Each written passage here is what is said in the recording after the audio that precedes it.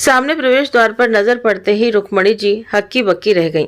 तभी पीछे से किसी ने उन्हें आवाज दी तो वो सामने का दृश्य भूलकर अपने काम में व्यस्त हो गईं, क्योंकि आज प्रदर्शनी का आखिरी दिन था और आने वाले लोगों की भीड़ ज्यादा थी। उनके निर्देशन में उनके संस्था के लोगों के द्वारा बनाए खास कपड़ों के डिजाइन लोकप्रियता बटोर रहे थे। लेकिन रुक्मणी जी ने न जाने सामने ऐसा क्या देख लिया था जिससे उनका चेहरा उतर गया। उनके चेहरे पर आती इस अनजान लहर ने इस सफलता की खुशी को पल भर में उदासी में बदल दिया। उनकी आंखें भर आईं, वो एक तरफ जाकर चुपचाप बैठ गईं। तभी कुछ ही देर में अनाउंसमेंट हो गया कि सभी को बाहर ग्राउंड में बनाए गए स्टेज के सामने जाकर बैठना है। तो सब लोग उठकर बाहर की ओर भागने लगे और कुछ ही देर बाद कार्यक्रम शुरू हो गया। लेकिन रुक्मणी जी ने जो चेहरे कुछ देर पहले प्रवेश द्वार के सामने देखे थे वो उनकी नजरों के सामने बार बार आ रहे थे। प्रदर्शनी उनके ही शहर में लगी थी जिसे 2 साल पहले छोड़कर उन्हें जाना पड़ा था। तो कुछ जाने पहचाने चेहरे नजर आना स्वाभाविक था। रामकिशन जी कार्यक्रमों का आनंद उठाने में मगन थे, लेकिन रुक्मणी जी कार्यक्रमों को देखते हुए भी कहीं ख्यालों में खो चुकी थी। आज उनके सामने अपने वो पुराने दिन किसी चलचित्र की भांति घूमने लगे और वो वहीं बैठी बैठी अपनी पुरानी यादों में खो गई। अरे रुक्मणी, तुम्हारे घर से कल बड़ी आवाजें आ रही थी, क्या हुआ था? तुम्हारी बहू तो बड़ी जोर जोर से बोल रही थी।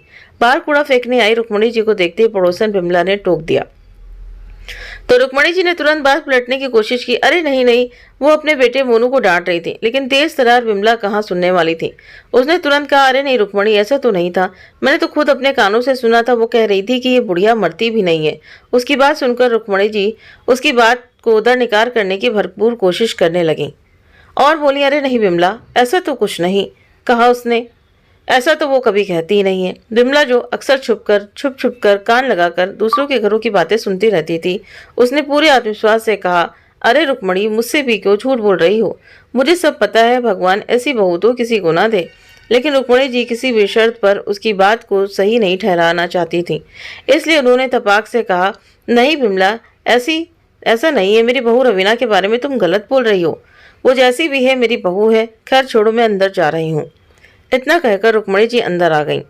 लेकिन पड़ोसन बिमला ने रुक्मणी जी के घर से आई हुई सारी बातें कान लगाकर सुन ली थी और अब उन्हें कुरेदने की कोशिश कर रही थी। लेकिन अक्सर रुक्मणी जी अपनी बहू रवीना पर उठते सवालों को शांत कर इसी तरह निकल उनकी बातों को नजरअंदाज कर चुपचाप निकल जाया करती थी। मगर फिर भी ये सवाल उनका पीछा नहीं छोड़ते थे। रुक्मणी जी के वापस अंदर आते ही उनके पति रामकिशन जी ने पूछा, अरे क्या हुआ रुक्मणी, ये तुम्हारी पड़ोसन बिमला क्या कह रही थी? तो रुक्मणी जी ने मुंह बनाकर कहा, कुछ नहीं जी, उसे तो हमारे घर की आग में हाथ सेकने हैं। सच कहूं तो मैं तंग आ गई हूँ। रोज रोज लोगों के सवालों के कारण बाहर निकलने में भी अब हिचक होने लगी है। नजर नहीं मिलाई जाती अब उनसे, लेकिन अपने घर की इज्जत पर ढकी चादर को उतार कर फेंक भी तो नहीं सकती। रामकिशन जी खामोश सुनते रहे, क्योंकि उन्हें पता था कि इस मर्ज की कोई दवा नहीं है, क्योंकि उनकी बहू रवीना को सास ससुर का घर में रहना सुहाता नहीं था। आए दिन के झगड़े और उसकी आवाज बाहर के लोग कान लगाकर सुनते थे। दोनों सास ससुर पढ़े लिखे होने के बावजूद भी अपने घर में ऐसा होने से रोक ना सके, मगर हमेशा खामोश रहकर अपने सभ्य होने का सबूत जरूर देते थे। उनकी बहू रवीना को कभी भी अपने सास ससुर के साथ नहीं रहना था। जब से ब्याह कर आई थी तभी से नखरे करने लगी थी। एक गिलास पानी उठाने तक भी उसे भारी लगता था। रुक्मणी जी ने उनके सारे नखरे उठाए, लेकिन फिर भी रवीना का बिगड़े स्वभाव उतना ही उनके सामने आता गया। वो रुक्मणी जी के बेटे यानी कि अपने पति गौरव से कहती, गौरव क्या मम्मी पापा को आश्रम भेजकर हम अच्छे से नहीं रह सकते? तो गौरव का जवाब होता, अरे रवीना, घर में ही क्या परेशानी है?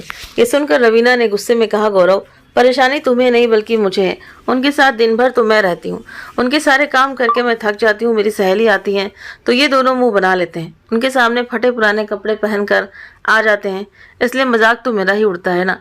तुम तो जानती हो कि मुझे मॉडर्न रहना पसंद है, लेकिन ये तुम्हारे माँ बाप मुझे ऐसे देखते हैं जैसे कि जींस पहनकर मैंने कोई गुनाह कर दिया हो। तो गौरव उसको समझा कर कहता, चलो मैं माँ पापा को कह दूंगा कि वो तुमसे कुछ ना कहें। और फिर सच में गौरव अपने माता पिता को ही रवीना से दूर रहने के लिए कह देता, जिसे देखकर माता पिता दंग रह जाते, मगर गौरव को बहू का पक्ष लेते देखकर कुछ नहीं कह पाते।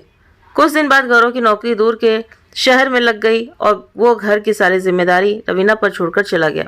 इसलिए रवीना आजाद हो चुकी थी। अपने बेटे मोनू को रुक्मणी जी ने के सहारे छोड़कर रात भर पार्टी में रहती और नशा करके झूमती हुई घर लौटती, जिसे देखकर रुक्मणी जी शर्म से नजर झुकाकर कमरे में चली जाती। और अगर बहू को समझाने की कोशिश भी करती तो रवीना उल्टा उन्हें 10 बातें सुना देती।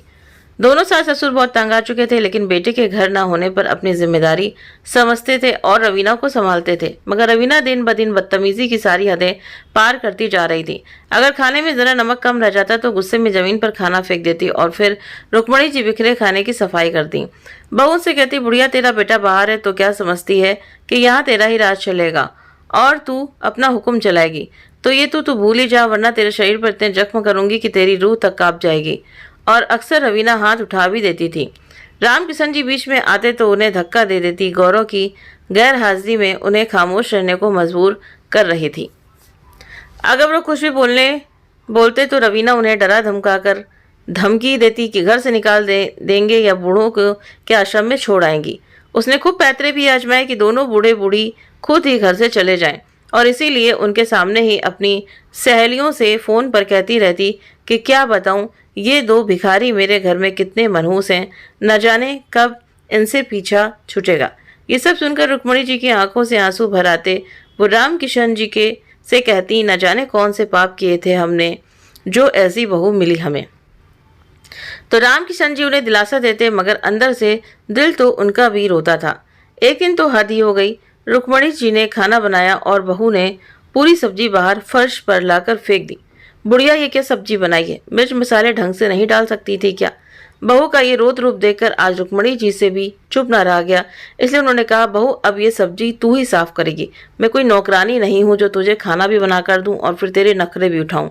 रामकिशन जी ने भी उनका साथ दिया तो वो गुस्से में लाल पीली हो गई और दोनों को धक्के मारकर घर से बाहर निकाल दिया।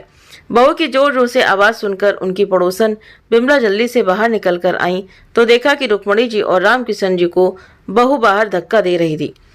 कई लोग खड़े तमाशा भी देख रहे थे। रुक्मणी जी रोते हुए बहू से अंदर आने के लिए कह रही थी, लेकिन रवीना ने जोर से दरवाजा उनके मुंह पर ही बंद कर दिया।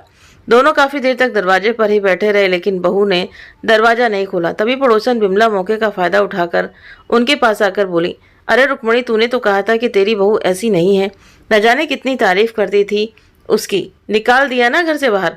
तूने तो उसके किए पर बहुत पानी फेरने की कोशिश की थी, लेकिन अब तमाशा बन ही गया। मरहम की बजाय बिमला नमक छिड़क रही थी। रुक्मणी जी से कुछ कहते न बना और रामकिशन जी तो अपमान से जमीन में जैसे गड़े जा रहे थे। रुक्मणी जी भी बिमला की बात सुनकर अपमानित महसूस कर रही थी, मगर वो चुप ही रही।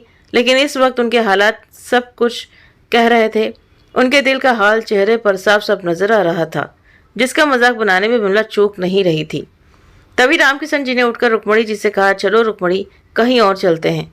तो रुक्मणी जी के गले से हल्की सी आवाज निकली, कहाँ जाएंगे जी, यही तो अपना घर है, हमने अपनी मेहनत से बनवाया था। अगर मुझे ये पता होता कि बहू हमें घर से बाहर निकाल देगी तो चुपचाप अपमान सहते रहते। अरे रुक्मणी, ऐसे कैसे अपमान सहते रहते, ये तो एक दिन होना ही था। अच्छा हुआ पहले ही हो गया, अब चलो जहाँ किस्मत ले जाएगी वहाँ चले जाएंगे, मगर अब यहाँ अपमान नहीं सहेंगे। रामकिशन जी ने कहा तो रुक्मणी जी भी उठकर उनके साथ चल दी। तभी पीछे से बिमला ने कहा, मैं मदद तो कर देती पर मेरे घर में जगह बहुत कम है, लेकिन फिर भी अगर कोई मदद चाहिए तो अपना घर समझकर चलिए आना। रुक्मणी ये शब्द पीछे से उन दोनों के कानों में पड़े तो रामकिशन जी ने कहा, देखा रुक्मणी, इस दुनिया में सब ऐसे ही होते हैं, जब अपने साथ नहीं देते तो फिर ये तो गैर हैं, इनके दिल में जगह नहीं तो फिर घर में क्या होगी। रामकिशन जी के शब्द सही थे और दुनियादारी की उनको बहुत समझ थी। दोनों भारी कदमों से कंधे पर बैग टांगे न जाने किधर चले जा रहे थे। इस शहर में उनका कोई सहारा नहीं था और जो थे उनके यहाँ जाकर अपना मजाक नहीं बनवाना चाहते थे। इसीलिए दोनों बुजुर्ग दंपति चलते चलते बहुत दूर निकल गए और अब थक हार कर प्यास से परेशान होकर एक बड़े से घर के बाहर रुक गए, जहाँ एक बड़े से घड़े में पीने का पानी रखा हुआ था। रामकिशन जी को प्यास लगी थी तो उन्होंने जाकर वॉचमैन से पूछा, भाई साहब, क्या इसमें से पानी पी सकते हैं, बहुत तेज प्यास लगी है। तो वॉचमैन ने कहा, हाँ अंकल जी, ये राहगीर लोगों के लिए रखा गया है, मैडम रोज रखवाती हैं, आप बेफिक्र होकर पानी पीजिए। तो रामकिशन जी ने झट से घड़े से पानी निकालकर पानी पिया तो चेहरे पर कुछ सुकून के भाव देखकर रुक्मणी जी ने कहा, अब ठीक है ना आप? तो रामकिशन जी ने एक लंबी सांस ली और कहा, हाँ अब अच्छा लग रहा है, आत्मा ही जैसे तृप्त हो गई। तो रुक्मणी जी ने कहा, हाँ घड़े का पानी पीकर ऐसा ही लगता है। नहीं रुक्मणी, बात घड़े की नहीं, इस भाव की है। जिस भाव से इसे रखा गया है, इसे इन्होंने अपने लिए नहीं बल्कि जो प्यासे लोग हैं उनके लिए रखा है। सोचो इस घर में कितनी सकारात्मक ऊर्जा होगी। कितनी दुआएं होंगी कहते हुए रामकिशन जी भावुक हो गए। रुक्मणी जी भी उनकी बात समझ रही थी। अभी भी अपने घर से बेघर हुए इन दोनों से अच्छा भला कौन इस घड़े की महत्व को समझ सकता था। दोनों बातें करते हुए घड़े के करीब लगे पेड़ की छांव में सुस्ताने लगे। दोनों पेड़ के तने से सहारा दिए आंखें बंद करके बैठे थे। कभी कभी बीच में बोलकर रामकिशन जी अपना दुख हल्का कर लेते थे तो रुक्मणी जी उन्हें दिलासा दे रही थी, क्योंकि इस समय रोने से कुछ नहीं होने वाला था। उन्हें पता था कि अब कुछ करना ही होगा, क्योंकि वो अपना आसरा खो चुके थे। दिन छिपने को आया था और दोनों वहीं बैठे रहे। तभी वॉचमैन ने आकर रामकिशन जी को हिला हिलाकर कहा, अंकल जी चाय पी लीजिए। तो रामकिशन जी ने चौंक कर कहा, बेटा तुम चाय कहाँ से ले आए? तो वॉचमैन ने कहा, अंकल जी कब से आप यहाँ बैठे हैं, अंदर से मैडम ने देख लिया था तो चाय भिजवा दी। ये सुनते ही रामकिशन जी की आंखें भर आईं और वो रुक्मणी जी की तरफ देखने लगे। उन्होंने कांपते हाथों से चाय पकड़ ली और मैडम को धन्यवाद बोलने को कहा। चाय पीते हुए उन्होंने कहा, रुक्मणी दुनिया में अच्छे और बुरे दोनों लोग हैं। जिसने हमारे लिए चाय भेजी है उससे कोई नाता नहीं है और जिससे नाता है उसने हमें घर से ही निकाल दिया। तो रुक्मणी जी भी की आंखें भर आईं। वो कहने लगी, कोई बात नहीं जी, हम इसे अपनी किस्मत समझकर स्वीकार कर लेंगे। अभी हाथ सलामत हैं तो जी लेंगे, बस कुछ समय लगेगा। रात होने लगी तो पेड़ के नीचे बैठना मुश्किल होने लगा, इसीलिए दोनों उठकर वहां से आगे निकल गए। लेकिन उसके जाने के कुछ देर बाद ही अंदर से वही महिला निकल कर आई जिसने उनके लिए चाय भिजवाई थी। उसने वॉचमैन से उनके बारे में पूछा तो उसने कहा कि मैम वो लोग चले गए हैं। वो महिला उन्हें आसरा देना चाहती थी। वो समझ गई थी कि दोनों परेशान हैं, लेकिन अब देर हो गई थी। उधर रात होते ही उनकी बहू रवीना ने गौरव को फ़ोन किया और उसे सारी बातें बताते हुए कहा, गौरव मुझे नहीं पता, लेकिन मैं उनके साथ नहीं रह सकती थी, इसलिए मैंने उन्हें घर से निकाल दिया। तो गौरव ने भी बेशर्मी से कहा, अरे कोई बात नहीं डार्लिंग, घूम फिर कर वापस घर ही आएंगे, छोड़ो तुम टेंशन मत लो। रवीना ने तुरंत कहा, नहीं गौरव मुझे वो वापस इस घर में नहीं चाहिए। अरे नहीं चाहिए तो इस बार सीधे किसी आश्रम में भेज देना, लेकिन इस तरह टेंशन मत लो। कैसा बेटा था जो ऐसी बातें कर रहा था, जिसने माँ बाप का पता लेना भी जरूरी नहीं समझा कि न जाने उसके माँ बाप कहाँ भटक रहे होंगे। उधर रामकिशन जी और रुक्मणी जी दोनों चलते हुए बस अड्डे के पास पहुंच गए और न जाने किस बस में बैठ गए। बस अब दोनों ये शहर छोड़ देना चाहते थे। बस चल पड़ी और दोनों निकल गए अपना शहर और वो घर छोड़कर जिसे उन्होंने बहुत मेहनत से बनाया था। वो सब पीछे छूटता गया। दिल भारी हो रहा था और आंखों में आंसू भी बह रहे थे, लेकिन रुकने को कोई सहारा नहीं था। दोनों 3 घंटे बाद किसी नए शहर में पहुंच गया, जहां उतरते ही सारी रात स्टेशन पर ही एक बेंच पर गुजार दी। सुबह उठकर वहां से बाहर निकले तो वहीं पास में एक ढाबा दिखाई दिया। वो चलकर उनके पास गए। भूखे प्यासे दोनों ने एक प्लेट खाने के लिए मांगी तो उसने कहा कि अभी टाइम लगेगा, वर्कर अभी आया नहीं है। रामकिशन जी को जोर से भूख लगी थी। लग रहा था जैसे शरीर में ताकत ही नहीं बची है। रुक्मणी जी से ये सब देखा नहीं गया, इसलिए उन्होंने कहा, भैया इनको जोर से भूख लगी, अगर आपका वर्कर नहीं आया तो मुझे बता दो, मैं बना दूंगी, पैसे भी दे देंगे। वो आदमी ये बात सुनकर चौंक गया और उन्हें गौर से देखने लगा और बोला, अम्मा जी क्या आप सच में बना लोगे? ये सुनकर रुक्मणी जी ने कहा, बेटा गृहस्थी वाली हूँ, कैसे नहीं बना सकती। उस आदमी को रामकिशन जी पर तरस आ गया और उसने रुक्मणी जी को खाने का सारा सामान निकाल कर दे दिया। सामान सामने आते ही रुक्मणी जी ने फटाफट खाना बनाकर रामकिशन जी को दिया कि तभी वहां एक ग्राहक और आ गया और खाने का ऑर्डर देने लगा।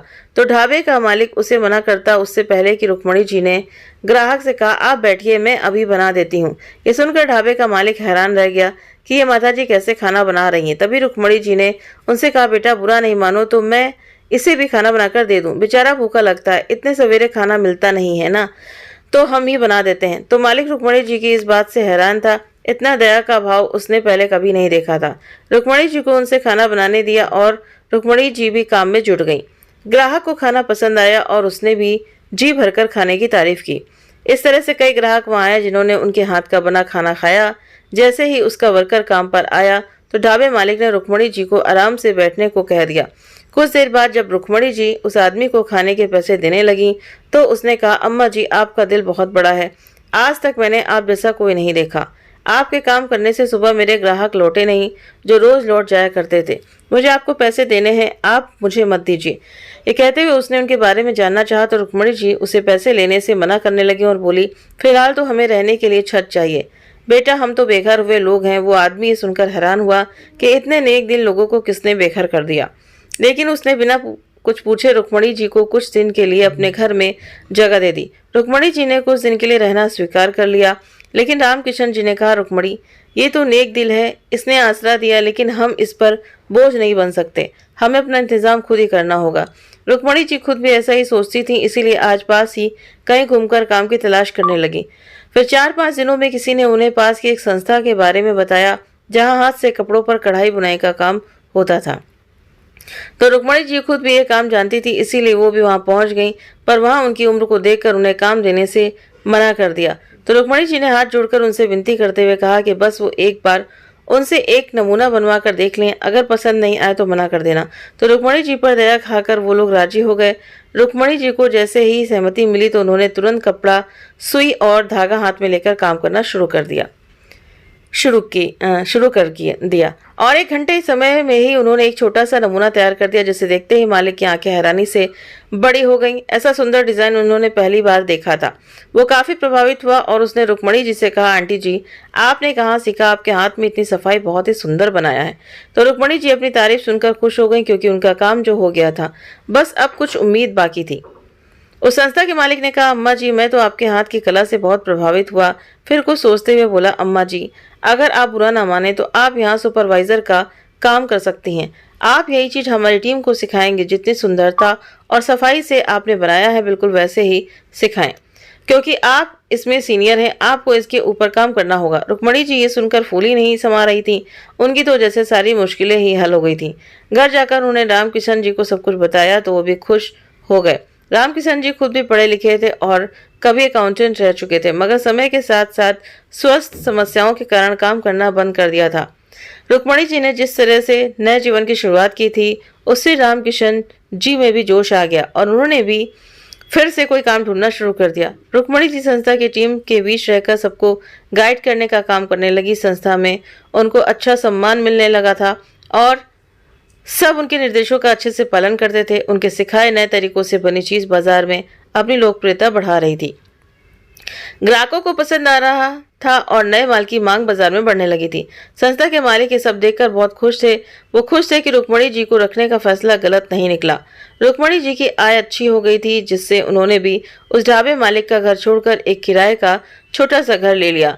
रामकिशन जी भी इतने दिनों से काम की तलाश में थे और 1 महीने बाद जाकर उन्हें भी काम मिल गया।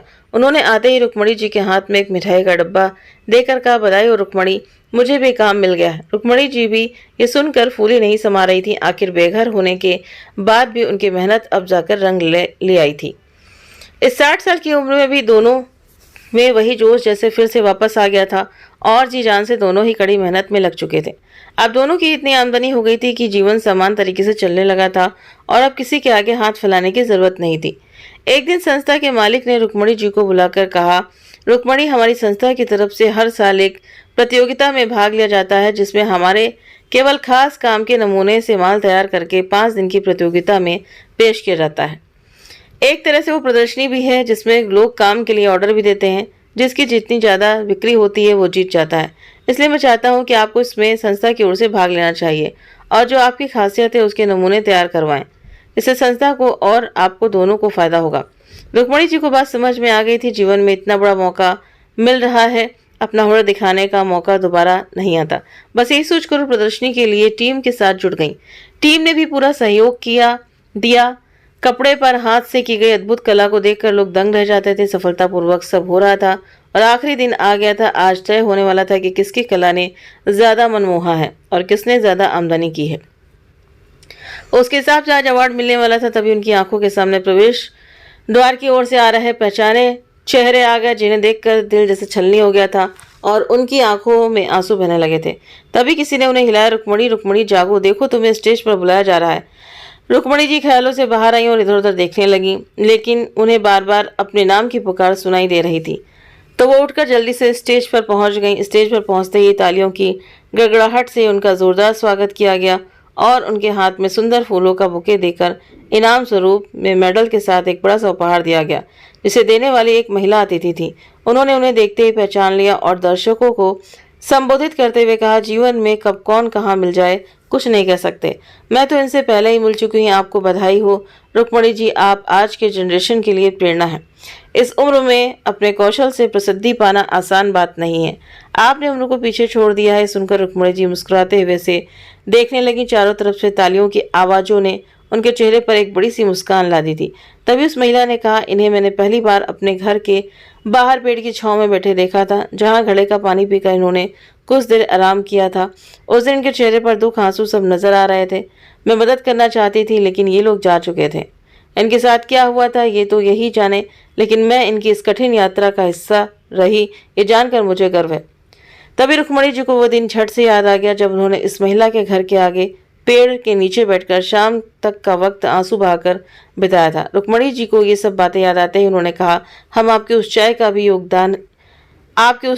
योगदान है जिससे इस भूख भरे समय में हमें आपके दयालु होने का एहसास कराया था। ये सुनकर वो महिला मुस्कुराने लगी और बैठे हुए लोग भी जोर से तालियां बजाने लगे। इस बार रुक्मणी जी ने मुस्कुराकर जब सामने बैठे लोगों पर नजर घुमाई तो दंग रह गए, क्योंकि सामने इतने सारे लोग थे जो आज रुक्मणी जी के लिए ताली बजा रहे थे। लेकिन इस बार भीड़ में वो दो चेहरे फिर से नजर आ गए। तभी रुक्मणी जी ने रुक कर कुछ कहा कि कभी कभी ठुकराया जाना भी फायदेमंद साबित होता है। अगर मेरे अपनों ने मुझे ठुकराया नहीं होता तो मैं आज यहाँ नहीं होती। मेरे पति का धन्यवाद जिन्होंने हर मुश्किल में मेरा साथ दिया। हम बुजुर्गों को उम्र होने पर छोड़ दिया जाता है, जैसे उम्र का होना अपने हाथ में होता है।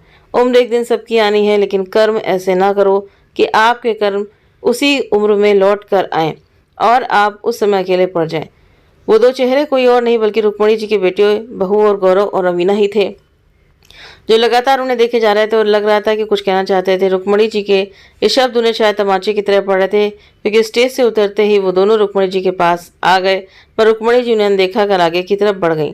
तभी पीछे से आवाज आई, माँ, पिताजी। ये सुनकर रामकिशन जी ने तुरंत पीछे मुड़कर देखा, लेकिन रुक्मणी जी बिना पीछे देखे आगे की तरफ बढ़ती चली गईं। रामकिशन जी ने बेटे को देखा तो तमतमा गए और वो भी रुक्मणी जी के साथ कदम मिलाकर उनके साथ चले गए। दोनों ही अब कोई बात नहीं करना चाहते थे। तभी गौरव ने उनके पास जाकर कहा, माँ प्लीज मुझे ऐसे अनदेखा मत कीजिए, मैंने तो कितना ढूंढा आपको। गौरव की इस बात पर रुक्मणी जी चुप ना रह सकी और चीख पड़ी, है झूठ मेरे सामने मत बोला कर। तुझसे अच्छे तो ये पराये लोग हैं, जिनकी सहायता से हम जिंदा तो हैं और कुछ कर पाए। कहते हुए रुक्मणी जी अपनी टीम से सामान पैक करवाने में व्यस्त हो गई और गौरव उनके आगे पीछे दाएं बाएं घूमने लगा। जब उन्होंने कुछ नहीं सुना तो उसने रामकिशन जी से कहा, पिताजी आप सुनिए मेरी बात, मैंने सच में बहुत ढूंढा आपको। तो रामकिशन जी का सबर टूट गया और वो जोर से बोले, खबरदार जो एक और झूठ बोला तो क्या तुम्हारी इस पत्नी ने तुम्हें कुछ नहीं बताया? जब इसके तौर तरीके तुमने घर में देखे थे तभी तुम कुछ नहीं कहते थे। इसने तो तुम्हारे सामने ही न जाने हमारा कितनी बार अपमान किया था, इसलिए तुम्हें तो अच्छा ही लगा होगा कि चलो अच्छा हुआ जो चले गए, खर्चा कम हो गया, आज़ादी मिल गई, जैसा कि तुम्हारी पत्नी कहती थी। रामकिशन जी बुरी तरह फूट पड़े थे। आज 2 साल बाद अपना गुस्सा बाहर निकालने का मौका मिल गया था। अपनी औलाद थी, लेकिन जिन्होंने कदर नहीं की उन्हें सबक सिखाना भी जरूरी था। तभी गौरव ने हाथ जोड़कर कहा, पिताजी मैं जानता हूँ कि मेरी गलती है, लेकिन उस दिन मैं होता तो रवीना ऐसा नहीं कर पाती। तभी रुक्मणी जी ने तुरंत कहा, झूठ बोल रहे हो तुम हमें फ़ोन करके पता कर सकते थे। हमने तुम्हारे फ़ोन का कितना इंतज़ार किया, दूसरे शहर जाकर नंबर नहीं बदले, क्योंकि उम्मीद थी कि किसी दिन तो बेटा हमें याद करेगा। लेकिन अफसोस, बेटा तो बहू से भी क्या गुजरा निकला। अब गौरव शर्म से नज़र झुकाए खड़ा था। रवीना बार बार उसका चेहरा देख रही थी। रामकिशन जी ने कहा, आज हमें कुछ पाया हुआ देख कर चले आए हमारे पास। तुम जैसे स्वार्थी औलाद को डूब कर मर जाना चाहिए। ये सुनकर रवीना कदमों में गिर गई। पिताजी प्लीज़ माफ़ कर दीजिए, मुझे इनका फल मिल गया है। मैंने बहुत गलत किया है आपके साथ। तभी मेरे भाभी ने मेरी माँ को बेघर करके वृद्धाश्रम भेज दिया। मेरी करने का फल मेरी माँ ने भुगता है। प्लीज़ पिताजी माफ़ कर दीजिए, भूल हो गई, सच में गलती मानती हूँ। मैं गौरव भी पैर छूकर माफ़ी मांगने लगा। लेकिन रामकिशन जी और रुक्मणी जी वो दिन कभी नहीं भूल सकते थे जिस दिन बहू रवीना के कारण पड़ोसियों तक ने उनके हालात का मजाक बनाया था। अब रुक्मणी जी की जिम्मेदारी यहाँ तो से खत्म हो गई थी और अब उन्हें अपने शहर लौटना था, जिसके लिए संस्था के मालिक उन्हें ले जाने के लिए आ चुके थे। जैसे ही वो लोग आए तो वो बहुत खुश हुए। उन्होंने रुक्मणी जी को बधाई दी। तभी जाती हुई रुक्मणी जी को गौरव ने पीछे से रोककर कहा, माँ प्लीज़ हमें माफ़ कर दीजिए, बहुत बड़ी गलती हो गई, प्लीज़ घर आ जाइए। तभी संस्था के मालिक ने आगे बढ़कर कहा, मुझे बीच में बोलने का हक तो नहीं है, लेकिन तुम्हारे माँ बाप बहुत नेक दिल इंसान हैं। तुमने तो अपने भगवान को खो दिया है। ये इतने खुददार हैं कि इन्होंने एक दिन का खाना भी मुफ्त में नहीं खाया। काम की और मेहनत की, सबकी मदद करने को आगे रहे, इसलिए माफ़ी मांगकर इनसे इनका आत्मसम्मान मत छीनिए। माली की बात सुनकर गौरव हक्का बक्का रह गया। रामकिशन जी रुक्मणी जी को लेकर कार में बैठ गए और गौरव अपनी पत्नी रवीना के साथ खड़ा देखता रह गया। तो दोस्तों, रामकिशन जी और रुक्मणी जी ने उन्हें माफ़ ना करके सही किया या गलत, तो आप अपनी राय मुझे कमेंट बॉक्स में ज़रूर बताएं। अगर आप सभी को कहानी अच्छी लगी हो तो प्लीज़ वीडियो को लाइक करें, शेयर करें और हमारे चैनल को सब्सक्राइब करना ना भूलें। मिलते हैं आप सभी से नेक्स्ट वीडियो में नई कहानी के साथ में। Thank you.